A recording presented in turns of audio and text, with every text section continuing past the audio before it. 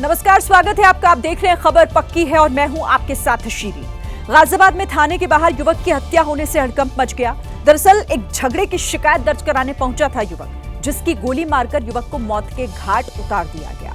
गाजियाबाद के ये थाना मुरादनगर इलाके की वारदात बताई जा रही है, जहां पर ये पूरी जो घटना हुई है, तस्वीरें भी आपके सामने हैं। गाजियाबाद में थाने के बाहर युवक के मर्डर से हड़कंप मच गया है। गोली मारकर युवक को मौत के घाट उतार दिया गया। बताया यह जा रहा है कि एक झगड़े की शिकायत दर्ज कराने के लिए वहां पर पहुंचा हुआ था, लेकिन उसकी गोली मारकर हत्या कर दी गई है। गाजियाबाद के थाना मुरादनगर इलाके में यह वारदात हुई है, जहां पर शिकायत करने पहुंचे युवक की हत्या कर दी गई। झगड़े की शिकायत दर्ज कराने के लिए यह पहुंचा हुआ था थाने, लेकिन थाने के बाहर ही युवक को गोली मार दी गई। गाजियाबाद से इस वक्त ये बड़ी खबर। वो 4 गोली मारी रविंद्र शर्मा द्वारा तथा उनके परिजनों द्वारा एक तहरीर दी गई। इस तहरीर में मोंटी और उसी गांव को मोंटी और अजय को आरोपी बनाया गया है। इस पर अभियोग पंजीकृत कर लिया गया है। अन्य वैधानिक कार्रवाई की जा रही है। पंचायतनामा भर करके डेड बॉडी को पोस्टमार्टम के लिए भेजा गया है और टीमें गठित कर दी गई हैं और उसकी गिरफ्तारी का सतत प्रयास किया जा रहा है। जल्दी इसमें गिरफ्तारी कर आवश्यक वैधानिक कार्रवाई कराई जाए। इधर थाने के बाहर हत्या से हड़कंप मचा है। मरने वाले के पिता ने बताया कि उनका बेटा शिकायत करने के लिए आया था। मैं अपने बेटे के साथ में गाड़ी से अपने गांव के लिए आया। मोंटी नाम का एक लड़का, मोंटी है, एक अजय नाम का लड़का, उसको मिनी कहते हैं। तो ये दोनों गाड़ी में सवार होकर आई। स्टीलो गाड़ी थी इनके पास। इन्होंने के भी रास्ते में जो है बीच में गाड़ी खड़ी कर रखी। मैं कहा भाई बच्चे बैठा रहे हैं, तुम्हें ज्यादा जल्दी हो तो साइड से निकल जाओ। तो उसमें गाली गलौज करते हुए वो चले गए। उसके बाद में 8:30 बजे मैं अपने घर पे बैठा था मेरे परिवार के साथ में। मैंने गेट बंद करे हुए थे गैलरी के अपनी के। तो 2 गोली चली। मैंने देखा तो उसमें दोनों की जो गेट हैं, गेट में दोनों में गोली के निशान। मैंने 112 पे कॉल करा जी। 112 पे कॉल करने के बाद में पुलिस आई। पुलिस को तहरीर वगैरह हमने दी। तो तहरीर देने के बाद में पुलिस कहने लगी चलो आप थाने चलो। हमने जैसे ही अंदर गए, मैं तहरीर लिखवाने लगा तो गेट पे से गाड़ी में से 2 सवार वही लड़के दोनों, वो बाइक पे फिर आए और मेरे बेटे को गोली मार के चले। जस्ट थाने के सामने मारे हैं और पुलिस वाले दोनों 4 पुलिस कर्मी वहाँ, जो मैं तो अंदर था लेकिन मेरे गांव के जो और मेरे परिवार के लोग बता रहे हैं कि 4 पुलिस कर्मी वीडियो बना रहे थे। अब बात विमान की इमरजेंसी लैंडिंग की कर लेते हैं। दिल्ली में इंडिगो की फ्लाइट की इमरजेंसी लैंडिंग हुई है। ये फ्लाइट दिल्ली से लेह जा रही थी और इसमें कुछ तकनीकी खराबी आई, जिसकी वजह से विमान को रास्ते से ही वापस दिल्ली लाना पड़ा, जहां पर विमान की सुरक्षित लैंडिंग कराई गई है। इंडिगो की फ्लाइट 6E2006 में क्रू मेंबर समेत कुल 180 यात्री सवार थे, लेकिन अचानक आई किसी खामी की वजह से, तकनीकी दिक्कत की वजह से इस विमान को रास्ते से ही वापस दिल्ली लाना पड़ा और फिर वहां पर इसकी इमरजेंसी लैंडिंग कराई गई है। दिल्ली से ले जा रही थी ये फ्लाइट, लेकिन उड़ान भरने के थोड़ी देर बाद इसमें कुछ कमी देखी गई, कुछ तकनीकी फॉल्ट इसमें आया, जिसके बाद इसे वापस दिल्ली की तरफ भेजा गया और फिर इसकी इमरजेंसी लैंडिंग कराई गई है। क्रू मेंबर समेत 180 यात्री इसमें बताया जा रहा है कि सवार थे। दिल्ली से ले जा रही थी ये फ्लाइट 6E2006, जिसमें कोई तकनीकी खराबी आई रास्ते में उड़ान भरने के बाद, और जैसे इस बात की भनक लगी, इसे फौरन वापस दिल्ली की तरफ मोड़ा गया और फिर इसे लैंड कराया गया है। तो एक बार फिर से इस तरह की खबर सामने आई, विमान में तकनीकी खराबी उड़ान भरने के बाद, जिसके बाद इसकी इमरजेंसी लैंडिंग का फैसला लिया गया।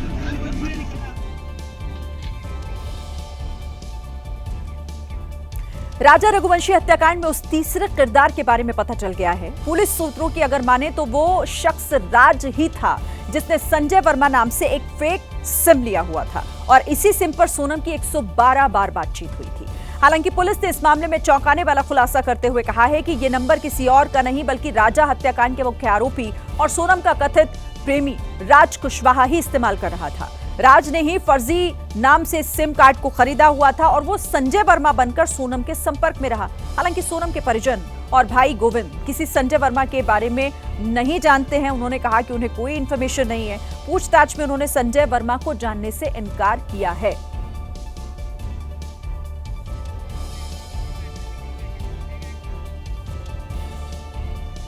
राजा हत्याकांड के मुख्य आरोपियों की आज कोर्ट में पेशी होनी है। वहीं इस बीच संजय वर्मा का नाम भी सामने आ गया, लेकिन जिसे सोनम से शादी से पहले 100 से ज्यादा बार फोन कॉल किए गए थे।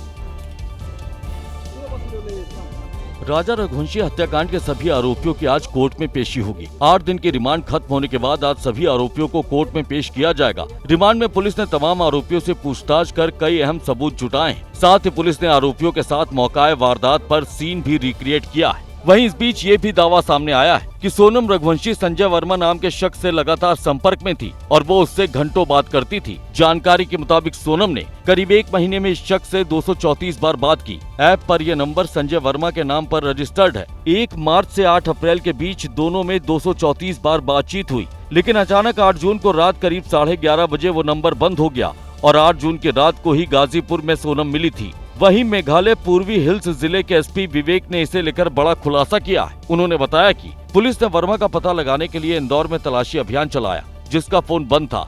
बाद में पता चला कि संजय वर्मा कोई और नहीं बल्कि राज कुशवाहा है, जिसने अपनी प्रेमिका के पति की हत्या की साजिश रची थी। देखिए, सोनम की शादी राजा रघुवंशी से पहले धार में होने वाली थी। धार के कारोबारी के बेटे के लिए सोनम की शादी का रिश्ता आया था और कुंडली भी मिल गई थी, लेकिन एक पंडित के कहने पर रिश्ता तय होते होते रह गया, क्योंकि पंडित ने सोनम की कुंडली देखकर कुछ ऐसा कहा कि लड़के वालों ने शादी से इनकार कर दिया। दरअसल सोनम की शादी के लिए धार के कारोबारी हरीश रघुवंशी के बेटे से विवाह का प्रस्ताव आया था। विवाह की बात चली तो दोनों के गुणों का मेल मिलाप किया गया। दावा है कि इसमें दोनों के 25 गुण मिल भी गए थे, लेकिन हरीश रघुवंशी ने इस मामले में पंडित से बात की तो उन्होंने शादी नहीं करने की सलाह दी। पंडित ने साफ कहा कि सोनम की कुंडली में खतरनाक दोष है, अगर शादी हुई तो परिवार बिखर जाएगा, शादी के बाद बेटे की मौत हो जाएगी। पंडित जी की बात सुनते ही हरीश रघुवंशी ने शादी से साफ इनकार कर दिया। उसका मंगल और राहु जरा बहुत खराब है इसका। अच्छा, तो क्या आशंका थी सर उसमें? तो शंका ये था कि किसी एक का भी जोड़ा खंडित हो जाएगा दोनों में से। हरीश रघुवंशी को जैसे ही राजा की हत्या की खबर मिली, उन्होंने कहा कि मेरा बेटा बच गया। सोनम के परिवार पर भी कई तरह के सवाल खड़े हो रहे हैं। इस बीच राजा रघुवंशी के भाई सचिन ने इस हत्याकांड में सोनम के साथ साथ उसके भाई गोविंद के भी शामिल होने का शक जाहिर किया है। साथ ही सोनम के परिवार वालों का भी नार्को टेस्ट करवाने की मांग की। इस मामले में जब सोनम के भाई गोविंद से पूछा गया तो उसने साफ कहा कि वो किसी भी जांच के लिए तैयार है। मगर अगर उनको किसी पे भी शक है तो वो बिल्कुल करा सकते हैं जांच। आप नार्को टेस्ट के लिए तैयार हैं? हाँ बिल्कुल, इसमें देखिए हमने कोई पाप नहीं करा है। मेघालय पुलिस जल्दी गोविंद को पूछताछ के लिए शिलोंग बुला सकती है। दरअसल सोनम की गिरफ्तारी के बाद से ही गोविंद भी लगातार चर्चा में बना हुआ है। वो खुद को राजा के परिवार के साथ खड़ा होने का दावा करता रहा है। गोविंद कई बार ये बयान भी दे चुका है कि अगर सोनम दोषी है तो उसे सजा मिलनी चाहिए। फिलहाल गोविंद भी सवालों के घेरे में है। शिलोंग में सोनम और दूसरे आरोपियों से पूछताछ की जा रही है, तो दूसरी तरफ मेघालय पुलिस की एक टीम इंदौर पहुंची हुई है और सोनम के ठिकानों पर पड़ताल की गई, खासकर जिस घर में सोनम दुल्हन बनकर 4 दिन तक रही, यानी राजा रघुवंशी के घर पर, जिसके लिए शिलोंग पुलिस राजा रघुवंशी के घर पहुंची और परिवार वालों से सोनम के बारे में पूछताछ की। हमने उनसे पूछा था तो शादी के बाद जो 4 दिन रही है तो आप लोगों का घर इसमें कैसा रहा, कैसा नहीं रहा है। तो मैं तो बोला फिर सीरियस बोल रहा हूँ, गेट का मैंने लगा था, वो फिर शकल देखने पास तक कभी आया। हालांकि इस दौरान शिलोंग पुलिस ने कुछ भी बताने से इनकार कर दिया। शिलोंग से मिलेगा, शिलोंग से। इसके बाद शिलोंग पुलिस ने इंदौर के उस फ्लैट की भी तलाशी ली जिसमें सोनम मर्डर के बाद इंदौर आने पर रुकी थी। इंदौर के देवास नाके में उस फ्लैट की गहन जांच की गई। राजा रघुवंशी हत्याकांड की कड़ियां जोड़ने के लिए इंदौर पहुंची मेघालय पुलिस मुख्य आरोपी सोनम के मायके भी गई। सोनम का भाई गोविंद गली के मोड़ पर ही जांच दल का इंतजार कर रहा था। जांच दल में शामिल तीनों अफसरों को गोविंद ही अपने घर लेकर गया और घर में दाखिल होते ही पुलिस ने अंदर से दरवाजा बंद कर लिया। बताया गया कि शिलोंग पुलिस ने सोनम के घर वालों से कई सवाल किए। जो सोनम है उनके घर पर शिलोंग पुलिस पहुंची है और अब यहां पर पूछताछ की जा रही है। इसी घर के अंदर अब दरवाजे बंद हो चुके हैं। बताया गया कि शिलोंग पुलिस ने सोनम के परिवार वालों से उसके व्यवहार और कामकाज को लेकर पूछताछ की। राज और सोनम के रिश्ते के बारे में भी सवाल पूछे गए। इसके अलावा पुलिस ने घर में रखे सामान को भी खंगाला। और अब बात प्रधानमंत्री नरेंद्र मोदी की, जो 3 देशों की सफल यात्रा के बाद आज हिंदुस्तान लौटने वाले हैं। ऑपरेशन सिंदूर के बाद पीएम मोदी के पहले विदेश दौरे का आखिरी जो पड़ाव था वो क्रोएशिया था, जहां पर उनका शानदार स्वागत हुआ। दोनों देशों में कई करार हुए और पीएम ने दुनिया को एक बड़ा संदेश भी दिया। कहा, रणभूमि से समस्याओं का समाधान नहीं निकलता है। पीएम नरेंद्र मोदी क्रोएशिया जाने वाले पहले भारतीय प्रधानमंत्री हैं। राजधानी जगरेब में पीएम मोदी का ग्रैंड वेलकम हुआ, गार्ड ऑफ ऑनर दिया गया और उनके स्वागत में क्रोएशियाई नागरिकों और भारतीय समुदाय के लोगों ने मंत्रोच्चार कर सबको मंत्रमुग्ध कर दिया।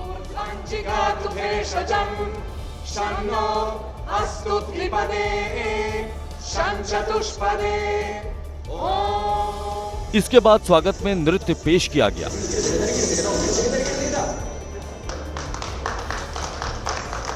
और फिर पीएम मोदी भारतीय समुदाय के लोगों से मिले, जो उन्हें देखने के लिए, उनसे मिलने के लिए बेकरार थे। प्रधानमंत्री नरेंद्र मोदी ने जगरेब मातृभूमि स्मारक का दौरा किया और वहां पर पुष्पांजलि अर्पित की। क्रोएशिया के पीएम के साथ मीटिंग की, कई अहम करार हुए। दोनों देशों ने द्विपक्षीय संबंधों को मजबूत करने और चुनौतियों से मिलकर निपटने की प्रतिबद्धता दोहराई। हम सहमत हैं कि आतंकवाद मानवता का दुश्मन है, लोकतंत्र में विश्वास रखने वाली शक्तियों का विरोधी है। 22 अप्रैल को भारत में हुए आतंकी हमले पर संवेदनाओं के लिए हम प्रधानमंत्री जी और क्रोएशिया सरकार के हार्दिक आभारी हैं। पीएम मोदी ने रूस यूक्रेन युद्ध और ईरान इजराइल जंग को लेकर भी चर्चा की। कहा, रणभूमि से कोई समाधान नहीं निकलता है। हम दोनों इस बात का समर्थन करते हैं कि यूरोप हो या एशिया, समस्याओं का समाधान रणभूमि से नहीं निकलता। डायलॉग और डिप्लोमेसी से ही वही एकमात्र रास्ता है। किसी भी देश की क्षेत्रीय अखंडता और संप्रभुता का सम्मान आवश्यक है। रफ्तार की सनक किस कदर भारी पड़ सकती है, इसकी बानगी देखने को मिली राजस्थान के नूह में, जहां पर एक बोलेरो गाड़ी बेकाबू होकर बीच सड़क पर पलट गई। वहीं यह हादसा सड़क पर मौजूद सीसीटीवी में रिकॉर्ड हो गया। राजस्थान के नूह में उस वक्त हड़कंप मच गया जब ये बोलेरो कार अचानक ही सड़क पर बेकाबू होती दिखी। तेज रफ्तार से हाईवे पर भाग रही इस गाड़ी के ड्राइवर ने कंट्रोल खो दिया, जिसके बाद ये गाड़ी हाईवे पर पलट गई। कई बार पलटने के बाद ये सड़क के किनारे जाकर गिरी और इस हादसे को देखने वाले लोग सन्न रह गए। एक बार फिर से देखिए कि ये गाड़ी कैसे सड़क पर तेज रफ्तार की वजह से पहले बेकाबू हुई और उसके बाद कई बार पलटी।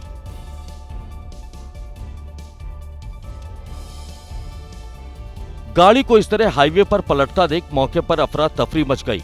आसपास के लोग हादसे के बाद गाड़ी में सवार लोगों की मदद करने पहुंचे। इस गाड़ी में 3 लोग सवार थे जो अपनी रिश्तेदारी में जा रहे थे। यह हादसा मेवात इलाके के घासेड़ा गांव के पास हुआ, जहां स्थानीय लोगों ने घायलों को पुलिस की मदद से अस्पताल पहुंचाया। वहीं यह पूरा हादसा हाईवे पर मौजूद सीसीटीवी में कैद हो गया। बिहार में भले ही शराबबंदी हो, लेकिन शराबियों का उत्पात जारी है। हाजीपुर से भी ऐसी तस्वीर सामने आई, जहां पर 3 शराबियों ने अस्पताल में जमकर हंगामा किया, मारपीट की गई। किसी तरह पुलिस वालों ने शराबियों पर काबू पाया और फिर उन्हें अस्पताल ले गए। ये महाभारत हाजीपुर के अस्पताल में चल रही है, जहां पर लोगों पर हमला करते दिख रहे तीनों युवक शराब के नशे में धुत होकर अस्पताल पहुंचे थे, जहां पर इनकी हालत देखने के बाद इनकी अस्पताल कर्मचारियों से कहासुनी हो गई और फिर देखते ही देखते नौबत मारपीट तक पहुंच गई, जिसके बाद जमकर हंगामा हुआ। दरअसल तीनों में से एक शराबी युवक की तबीयत बिगड़ गई थी, जिसका इलाज कराने के लिए इसके दोनों साथी इसे लेकर अस्पताल पहुंचे थे, जहां पर शराबी दोस्त के इलाज के लिए इन्होंने हंगामा करना शुरू कर दिया। वहीं जब अस्पताल के कर्मचारियों ने इनके शराब पिए होने को लेकर सवाल उठाए तो ये उनसे भिड़ने के लिए तैयार हो गए। वहीं इसी बीच शराबी युवकों के हंगामे की जानकारी अस्पताल के कर्मचारियों ने पुलिस को दे दी। वहीं पुलिस को भी इन शराबी युवकों को काबू करने में खासी मशक्कत करनी पड़ी। तस्वीर में आप साफ देख सकते हैं कि कैसे पुलिसकर्मी गाड़ी में शराबी युवक को पकड़ने की कोशिश कर रहा है। इस हंगामे की तस्वीर अब सोशल मीडिया पर वायरल है, जहां शराबबंदी वाले बिहार में शराबियों की करतूत देखकर लोग हैरान हो रहे हैं। अहमदाबाद विमान हादसे में जिंदा बचने वाले इकलौते मुसाफिर रमेश विश्वास को अस्पताल से छुट्टी मिल गई है। अस्पताल से छुट्टी मिली तो रमेश विश्वास सीधे दीव पहुंचे अपने भाई का अंतिम संस्कार करने, जो प्लेन क्रैश में मारे गए थे। भाई की अंतिम विदाई पर रमेश विश्वास फूट फूट कर रोए। बिलख बिलख कर रो रहे ये वो रमेश विश्वास हैं जो अहमदाबाद प्लेन क्रैश में करिश्माई रूप से जिंदा बचने वाले इकलौते यात्री हैं। ये वो रमेश विश्वास हैं जो प्लेन क्रैश होने के बाद खुद अपने पैरों पर चलकर बाहर निकले थे, लेकिन रमेश अपने भाई की अर्थी देखकर टूट गए और बिलख बिलख कर रो पड़े। बीते 12 जून को अहमदाबाद में हुए भयावह हादसे में प्लेन में सवार 242 लोगों में से 241 लोग मारे गए थे। चमत्कारी रूप से रमेश विश्वास बच गए थे, लेकिन उनका भाई मौत के पंजे से नहीं बच सका था। रमेश विश्वास अस्पताल में भर्ती थे। डिस्चार्ज हुए तो भाई के अंतिम संस्कार के लिए दीव पहुँचे। वो अपने आंसू रोक नहीं पा रहे थे, रह रह कर रोने लग रहे थे, ठीक से खड़े भी नहीं हो पा रहे थे। उनके परिजनों ने उन्हें किसी तरह संभाला, सहारा दिया और फिर एक भाई ने वो बोझ उठाया जो कोई कभी नहीं चाहता है। रमेश विश्वास ने अपने भाई की अर्थी को कंधा दिया, जिनके साथ वो हंसी खुशी लंदन से सफर पर निकले थे। हालांकि ये उनके भाई का आखिरी सफर बन गया। पिछले हफ्ते आज ही के दिन अहमदाबाद में एयर इंडिया का प्लेन क्रैश हुआ था, जिसमें 275 लोगों की जान चली गई थी। उस हादसे के लिए टाटा सन्स और एयर इंडिया के चेयरमैन एन चंद्रशेखर ने माफी मांगी है। एक इंटरव्यू में एन चंद्रशेखरन ने 12 जून को हुए भयावह विमान हादसे पर बात की।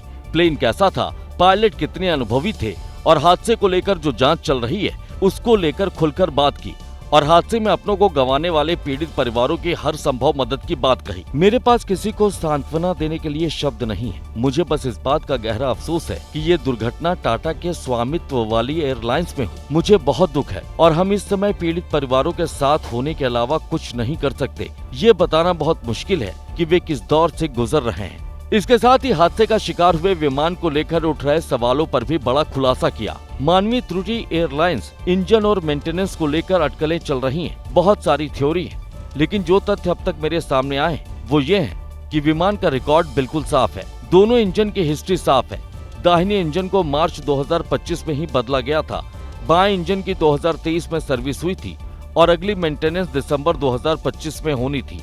एयर इंडिया के पास 33 ड्रीमलाइनर में से किसी का भी रखरखाव तुर्की की टर्किश टेक्निक द्वारा नहीं किया जाता है। विमान के पायलटों को लेकर सवाल पर चंद्रशेखरन ने कहा कि दोनों पायलट बहुत ही अनुभवी और कुशल थे। चंद्रशेखरन ने कहा कि जांच जारी है और ब्लैक बॉक्स और रिकॉर्डिंग डिवाइस पूरी सच्चाई बताएंगे। उससे पहले किसी भी नतीजे पर पहुंचना गलत होगा।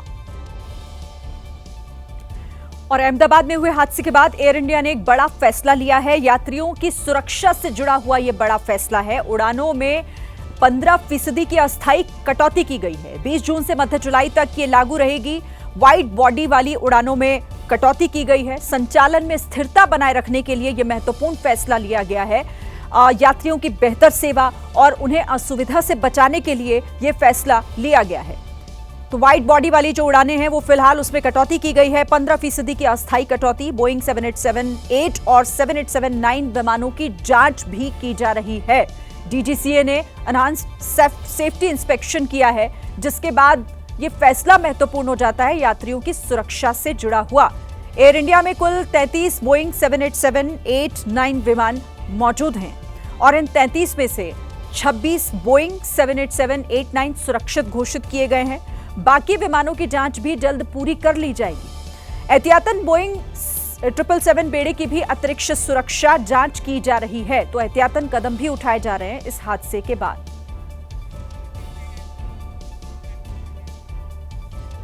अहमदाबाद हादसे के बाद नागरिक उड्डयन मंत्रालय ने इस पर सख्त रुख अपनाया है। नागरिक उड्डयन मंत्रालय ने अहमदाबाद विमान हादसे के बाद एक बड़ा फैसला लिया।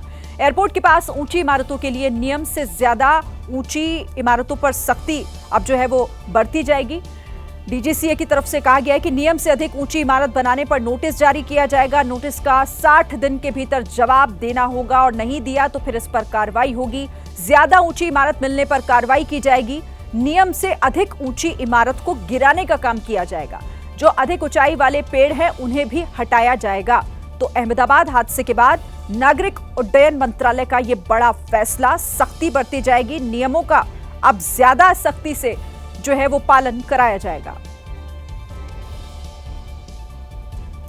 देखिए, मॉनसून की दस्तक के साथ ही देश के कई इलाकों में बारिश का दौर शुरू हो चुका है। कई जगहों पर भारी बारिश हो रही है। हालात अस्त व्यस्त दिख रहे हैं।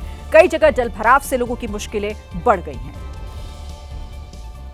कि पुरुलिया में पिछले कुछ दिनों से जारी लगातार बारिश के बाद हालात बेहद खराब दिख रहे हैं। यहाँ कई घर पानी में डूब गए, जबकि कई घरों के भीतर तक पानी पहुँच गया। लोगों के घरों का सामान पानी में डूबा दिख रहा है, जिससे उन्हें खासी मुश्किल पेश आ रही है। ऐसे में नाराज लोग सड़क पर इकट्ठा हुए और जल भराव के खिलाफ अपनी नाराजगी जताई। नाराज लोगों ने इस दौरान NH 314 को जाम कर विरोध जताया। मानसून की शुरुआती बारिश के बाद यूपी के श्रावस्ती में भी हालात बिगड़ते दिख रहे हैं। बारिश की वजह से नदी नाले उफान पर हैं। हालत यह है कि सड़क पर दरिया बहता दिख रहा है। सड़क पर पानी के तेज बहाव से किसी हादसे की आशंका भी बनी हुई है और लोग इस तेज बहाव के बीच से गुजरने के लिए मजबूर हो रहे हैं। पानी के तेज बहाव की वजह से कई इलाकों से संपर्क टूटने का खतरा भी मंडराता दिख रहा है। बुधवार को झारखंड की राजधानी रांची और केरल के कोच्चि में भी जोरदार बारिश देखने को मिली। तेज बारिश की वजह से दोनों शहर पूरी तरह पानी में सराबोर दिखे। जहां बारिश की वजह से लोगों को गर्मी से निजात मिली, तो दूसरी ओर भारी बारिश की वजह से दोनों शहर में ट्रैफिक की रफ्तार पर ब्रेक लगा दिखाई दिया। खबर महाराष्ट्र से अगली, जहां पर उद्धव ठाकरे और एकनाथ शिंदे का शक्ति प्रदर्शन आज देखने को मिलेगा। शिवसेना का स्थापना दिवस है और इस मौके पर एक बार फिर असली और नकली शिवसेना का मुद्दा उठा है, वो भी बीएमसी समेत महाराष्ट्र में होने वाले निकाय चुनाव से पहले। सबकी नजरें आज उद्धव ठाकरे और एकनाथ शिंदे पर रहेंगी। शिवसेना की स्थापना दिवस पर दोनों क्या कहते हैं, कैसे एक दूसरे पर शब्दों के तीर छोड़ते हैं और शब्दों के जरिए नए समीकरणों पर क्या संदेश देते हैं। शिवसेना का आज 59वां स्थापना दिवस है। इस मौके पर उद्धव ठाकरे गुट का कार्यक्रम माटुंगा में षणमुखानंद हॉल में हो रहा है, तो शिवसेना शिंदे गुट का कार्यक्रम NSCI डोम वर्ली में। दोनों का वक्त शाम 6 बजे से तय हुआ है। वर्धापन दिन समारोह में मार्गदर्शन करते हैं। हम लोग ने पूरी तैयारी की है। शिवसेना पक्ष के मुख्य नेता आदरणीय एकनाथ जी शिंदे साहब का जो मार्गदर्शन रहेगा वो प्रमुख आकर्षण होगा। लोगों ने अभी स्वीकार लिया है कि शिवसेना जो धनुष्यबाण चिन्ह पर काम कर रहे हैं वो शिंदे साहब के नेतृत्व वाली शिवसेना खरी शिवसेना है, जो आदरणीय वंदनीय हिंदू हृदय सम्राट शिवसेना प्रमुख बाला साहब ठाकरे साहब के विचार लेके आगे जा रही है। बेंगलुरु से गोवा शादी करने पहुंचे एक कपल की लव स्टोरी उस वक्त हेट स्टोरी में बदल गई जब शादी से पहले ही लड़के ने अपनी गर्लफ्रेंड का कत्ल कर दिया। पुलिस की गिरफ्त में ये वही आरोपी युवक है जो अपनी शादी की प्लानिंग के लिए बेंगलुरु से गोवा आया हुआ था, लेकिन दोनों के बीच किसी बात को लेकर विवाद इतना बढ़ गया कि युवक ने अपनी प्रेमिका की गला रेतकर हत्या कर दी और लाश जंगल में फेंककर फरार हो गया। पुलिस ने सर्च ऑपरेशन चलाया और लड़की की लाश बरामद कर ली। वहीं आरोपी की पहचान संजय केविन के तौर पर हुई है, जबकि मृतका का नाम रोशनी मोसेस है। दोनों ही बेंगलुरु के रहने वाले थे। पुलिस का कहना है कि दोनों के बीच प्रेम प्रसंग को लेकर विवाद हो गया और आरोपी युवती की हत्या के बाद बेंगलुरु भाग गया। सोनम रघुवंशी की बेवफाई के किस्सों के बीच महाराष्ट्र से मोहब्बत की एक ऐसी तस्वीर सामने आई है जिसने हर किसी को भावुक कर दिया है। ये कहानी है 93 साल के एक बुजुर्ग और उनकी पत्नी शांताबाई की। बुजुर्ग पति पत्नी संभाजी नगर के ज्वेलरी स्टोर में पहुंचे तो उनको देख वहां के कर्मचारियों को लगा कि दोनों पैसे मांगने आए हैं। तभी बुजुर्ग ने अपनी जमा पूंजी ज्वेलरी स्टोर के काउंटर पर रख दी और कहा कि वो अपनी पत्नी शांताबाई के लिए एक मंगलसूत्र खरीदना चाहते हैं। पैसे गिने गए तो 1120 रुपए निकले, जबकि मंगलसूत्र बहुत महंगा था। मंगलसूत्र की कीमत जानकर बुजुर्ग मायूस हो गए, लेकिन बुजुर्ग दंपत्ति का प्रेम देखकर दुकान के मालिक भावुक हो उठे। उन्होंने बुजुर्ग दंपत्ति को वो मंगलसूत्र मुफ्त में देने की बात कही, लेकिन बुजुर्ग दंपत्ति ने 1120 रुपए देने की जिद की, जिसके बाद दुकानदार ने आशीर्वाद के तौर पर उनसे सिर्फ 20 रुपए लेकर मंगलसूत्र दे दिया। हाँ, मला तुमच्या हिशोबाने काय द्यायचे तुला? 1000 रुपये नको, पांडुरंगाचा आशीर्वाद आणि तुमचा आशीर्वाद असला सगळं कल्याणच कल्याण आमचं। बुजुर्ग दंपत्ति के प्रेम और ज्वेलरी स्टोर के मालिक की दरियादिली का ये वीडियो सोशल मीडिया पर खूब वायरल है। इधर यूपी के अमरोहा में मामूली विवाद ने बड़ा रूप ले लिया। देखते ही देखते दो समुदायों के लोग आपस में भिड़ गए। हालात बिगड़ता देख भारी संख्या में पुलिस फोर्स को बुलाना पड़ा। हंगामा, आगजनी और तोड़फोड़ की ये तस्वीरें तस्दीक करती हैं कि अमरोहा के इस गांव में बीते कुछ पलों में क्या कुछ घटा है। दरअसल गाड़ी टकराने के विवाद ने इतना बड़ा रूप ले लिया कि लोग आगजनी, तोड़फोड़ और हंगामा करने पर उतर आए। लोगों ने आरोप लगाया है कि दूसरे समुदाय के लोगों ने न केवल उनके घरों को आग के हवाले किया बल्कि मारपीट भी की। मामले की सूचना पाकर पुलिस मौके पर पहुंची, किसी तरह हालात को काबू में किया गया। फिलहाल गांव में हालात सामान्य हैं और पुलिस आरोपियों की तलाश में जुटी है। घटना अमरोहा के दौलतपुर पृथ्वीपुर गांव की है। असम के सिलचर में पुल गिर जाने की वजह से 2 ट्रक नदी में ही फंस गए। पुल के गिरने की वजह से गुवाहाटी का कई राज्यों से सड़क संपर्क टूट गया। फिलहाल पुल की मरम्मत का काम चल रहा है।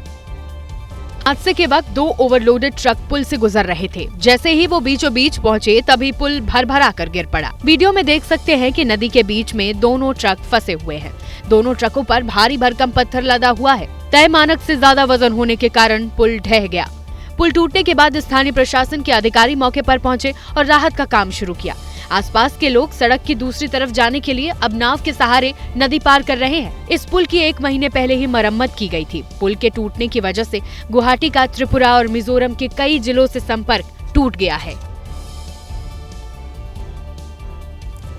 महाराष्ट्र की राजधानी मुंबई से एक ऐसा वीडियो सामने आया जो आपको हैरान कर देगा। एक शख्स सुसाइड के इरादे से रेलवे ट्रैक पर लेट गया, लेकिन लोकल ट्रेन के मोटरमैन की सावधानी ने उसे बचा लिया। शनिवार शाम को मीरा रोड स्टेशन के पास फास्ट ट्रैक पर ट्रेन दौड़ी चली जा रही थी। तभी मोटरमैन की नजर ट्रैक पर दूर लेटे एक व्यक्ति पर पड़ी। उसने तुरंत ट्रेन की स्पीड को कम किया और ट्रैक पर लेटे व्यक्ति के पास ले जाकर ट्रेन रोक दी। हॉर्न बजाने पर लेटा व्यक्ति खड़ा हुआ और इधर उधर जाता दिखा, लेकिन असल में वो कहीं नहीं गया। वो तो छिपकर यहाँ पर बैठ गया, जिसके बाद जीआरपी एक्टिव हुई और सुसाइड की लगातार कोशिश कर रहे शख्स को स्टेशन ले गई। मोटरमैन की सावधानी से एक शख्स की जान बच गई। पश्चिम रेलवे मोटरमैन अरविंद कुरील का सम्मान करने की तैयारी में है। इंडोनेशिया के लाकी ज्वालामुखी में जबरदस्त विस्फोट हो गया है, जिससे राख का बादल आसमान में फैल गया, जिसके बाद इंडोनेशिया की एजेंसी ने ज्वालामुखी के लिए रेड अलर्ट जारी किया है। आसमान में धुएं और राख का गुबार है, जिससे आसपास इलाकों में दहशत फैल गई। एजेंसीज ने पूरे इलाके में रेड अलर्ट जारी कर लोगों को सुरक्षित स्थानों पर भेज दिया। स्थानीय लोगों के मुताबिक ज्वालामुखी में विस्फोट इंडोनेशिया में होते रहते हैं, लेकिन ऐसा भयानक विस्फोट उन्होंने कभी नहीं देखा। ज्वालामुखी पर्वत पर सामान्य तौर पर 8 से 10 गतिविधियां होती हैं, जबकि 2 घंटे में 50 ज्वालामुखी गतिविधियां दर्ज होने से हड़कंप मच गया। आसमान में फैले इस धुएं और राख का असर हवाई मार्ग पर भी पड़ा। भारत से इंडोनेशिया जा रही एयर इंडिया की एक फ्लाइट को बीच रास्ते से वापस नई दिल्ली लौटना पड़ा। फ्लाइट इंडोनेशिया की राजधानी बाली जा रही थी।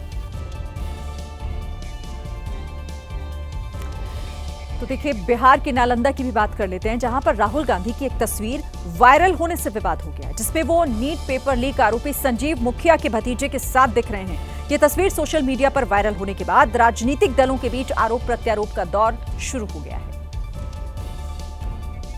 देखिए, 6 जून को राहुल गांधी नालंदा के दौरे पर थे, जहां पर राजगीर में राहुल गांधी ने एक कार्यक्रम में शिरकत की थी और इस दौरान उन्होंने स्थानीय कार्यकर्ताओं और समर्थकों से मुलाकात की। कार्यक्रम के बाद सोशल मीडिया पर एक तस्वीर वायरल हुई, जिसमें राहुल गांधी एक युवक के साथ दिखाई दे रहे हैं। दावा किया गया कि ये युवक संजीव मुखिया का भतीजा है, जो नीट पेपर लीक मामले में मुख्य आरोपी है। कांग्रेस कार्यकर्ता का आरोप है कि राहुल गांधी से मिलने वालों की सूची में दागियों को शामिल किया गया। सूची में नीट पेपर लीक के आरोपी संजीव मुखिया के भतीजे और दागियों को पैसे लेकर शामिल किया गया था, जिसे लेकर कांग्रेस की बैठक में जमकर हंगामा हुआ था। कांग्रेस कार्यकर्ताओं ने अपनी पार्टी के खिलाफ ही अब मोर्चा खोल दिया है। वायरल हुई तो इस पर बवाल भी शुरू हो गया। 6 जून को राहुल गांधी नालंदा के दौरे पर थे और उसी दौरान ये तस्वीरें भी सामने आई और अब इस मुलाकात पर बवाल। कांग्रेस के जो कार्यकर्ता हैं वो पार्टी के खिलाफ ही इसे लेकर प्रदर्शन कर रहे हैं और बिहार में राजनीतिक पारा भी इस तस्वीर ने कहीं ना कहीं गरमा दिया है, जो इस वक्त आप देख रहे हैं।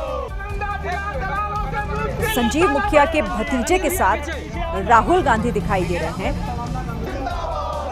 और इसी एक तस्वीर ने इस वक्त बिहार में बवाल मचा दिया है, सियासी पारा चढ़ा दिया है। नीट पेपर लीक के आरोपी संजीव मुखिया और उसी का भतीजा है ये, जो इस वक्त आपको तस्वीरों में राहुल गांधी के साथ हाथ मिलाता हुआ दिखाई दे रहा है। कांग्रेस के कार्यकर्ताओं ने किस तरीके से हंगामा किया आप तस्वीरों में भी देख सकते हैं। कांग्रेस की बैठक में भी यहां तक कि जमकर बवाल हुआ और पार्टी के लिए मुसीबतें इसलिए अब बढ़ गई हैं क्योंकि उसके खुद के कार्यकर्ता इस मामले पर विरोध कर रहे हैं। अध्यक्ष को हटाया जाए, जो प्रदेश अध्यक्ष जो यहाँ पे अपना एजेंट को बहाल किए हैं कि जितना ज्यादा से ज्यादा रकम को वसूल करके आपराधिक प्रवृत्ति से या टिकट के नाम से या मिलाने के नाम से जितना से जितना बटोर सके, क्योंकि वो उन्हीं के लिए जिलाध्यक्ष बनाया गया, उनको पार्टी से कोई लेना देना नहीं है सर। इसलिए जब से अकेला जी को दमनी अध्यक्ष के रूप में प्रदेश सदस्य ने चयन किया है, तब से यहाँ पर बराबर अक्सर कांग्रेसियों पर राज करके ब्यूरोक्रेट और सचिव व्यक्तियों के 60 का आगे किया जा रहा है और इसके पीछे चंदे का जबरदस्त खेल है। गाजियाबाद में थाने के बाहर हुई युवक की हत्या का सीसीटीवी फुटेज सामने आया है। इन तस्वीरों में आप आरोपी को भागते हुए देख सकते हैं। ये घटना गाजियाबाद के मुरादनगर की है, जहां पर थाने के बाहर झगड़े की शिकायत करने पहुंचे युवक को गोली मारकर उसे मौत के घाट उतार दिया गया। ये देखिए, भागता हुआ शख्स दिखाई दे रहा है और किस तरह से उसे गोली यहां पर मार दी गई। सीसीटीवी में आरोपी भी दिखाई दिया। थाने के बाहर इस युवक की हत्या कर दी गई। ये देखिए, पीछे पीछे भागता हुआ आरोपी इसमें रिकॉर्ड हुआ है। और जैसा बताया जा रहा है कि ये मामला, फिलहाल ये जानकारी मिल रही है कि शिकायत दर्ज कराने के लिए कुछ लोगों की ये पहुंचा था, लेकिन उसके बाहर ही लोगों ने दौड़ाकर उसे किस तरह से गोली मारी है। पास ही लगे हुए सीसीटीवी कैमरे में ये पूरी वारदात रिकॉर्ड हो गई, जहां अब पहले शख्स आगे भागता हुआ और उसके पीछे ये आरोपी भागता हुआ दिख रहा है और थोड़ी देर बाद यहां पर गोली मार दी गई उसे, जिसकी वजह से उसकी मौत हो गई। झगड़े की शिकायत लेकर ये शख्स वहां पर पहुंचा था, लेकिन इससे पहले कि अंदर जा पाता, पुलिसकर्मियों से बात करता, अपनी शिकायत दर्ज करवाता, उससे पहले ही आरोपियों ने इसे बाहर दौड़ाकर इसकी हत्या कर दी है। और ये पूरी पास ही लगे हुए सीसीटीवी कैमरे में पूरी घटना जो रिकॉर्ड हो गई। एक बड़ी खबर आपको बता दें, पटना में मंत्री अशोक चौधरी के आवास के बाहर फायरिंग हुई है। बदमाशों ने लूट के बाद युवक पर गोली चलाई। फायरिंग में हालांकि बाल बाल बच गया है युवक। मौके पर पहुंचे पुलिस के बड़े अधिकारी। तो इस वक्त की बड़ी खबर, पटना में मंत्री के घर के बाहर फायरिंग। मंत्री अशोक चौधरी के आवास के बाहर बदमाशों ने लूट के इरादे से एक युवक पर गोली चलाई और उसके बाद वहां से फरार हो गए। हालांकि राहत इस बात की कि इस फायरिंग में वो युवक बाल बाल बच गया, लेकिन सुरक्षा को लेकर बड़े सवाल एक बार फिर बिहार से उठ रहे हैं। मौके पर हालांकि पुलिस के बड़े अधिकारी मौजूद हैं। मंत्री के आवास के बाहर एक युवक पर गोली चलाई गई है, फायरिंग की गई है और वो भी लूट के इरादे से।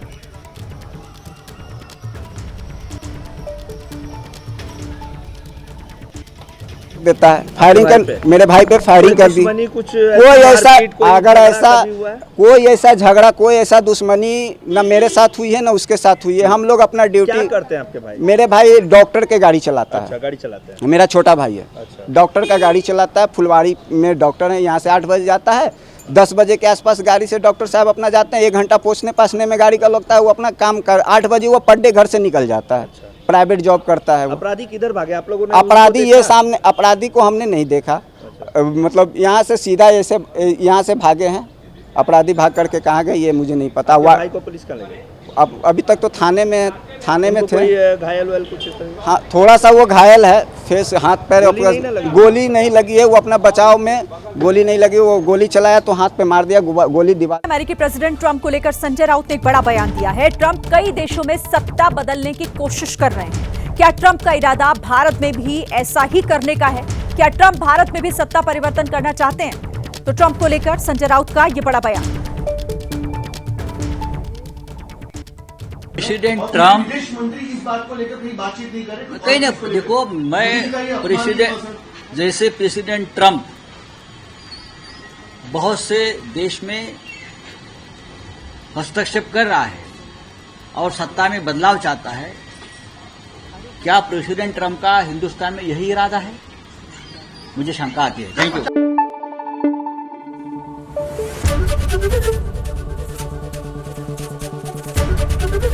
एबीपी न्यूज आपको रखे आगे।